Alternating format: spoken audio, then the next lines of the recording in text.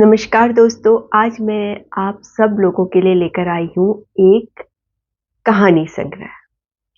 जी हाँ, कुमाऊनी कथाओं का एक ऐसा सुंदर संग्रह जिसमें आपको कुमाऊनी बोली में बहुत सारी कहानियाँ पढ़ने को मिलेंगी।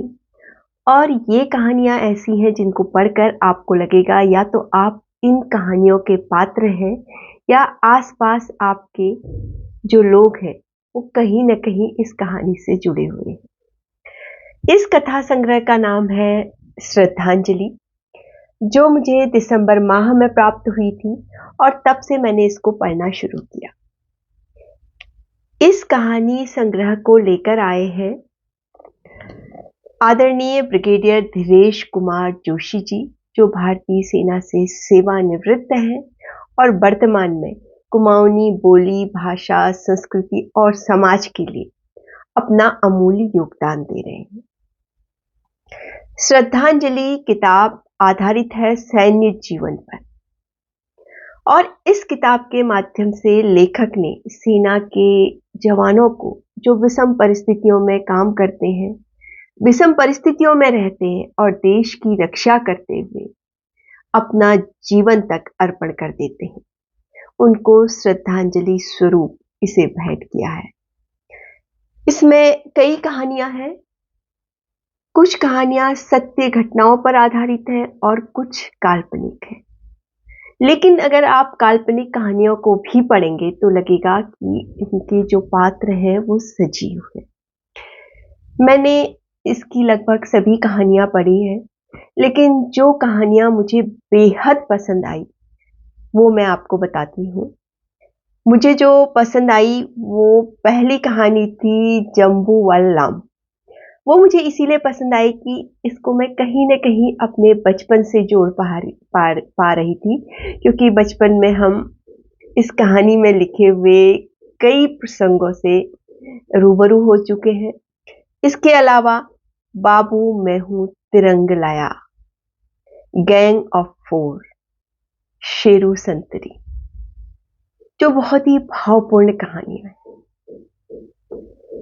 इसके अलावा इसमें और भी कई कहानियां हैं। तोपची, फिर भेंट है पड़ी, माई, नूरी, युद्धबंदी, बोकी हवलदार, परमहंस फौजी, शांति सेना।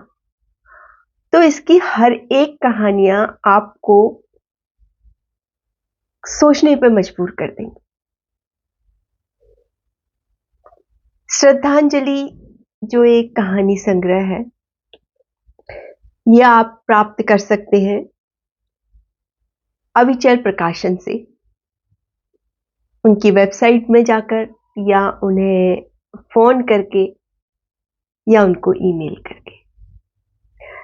ब्रिगेडियर धीरेश कुमार जोशी जी एक बहुत ही मजे हुए लेखक हैं।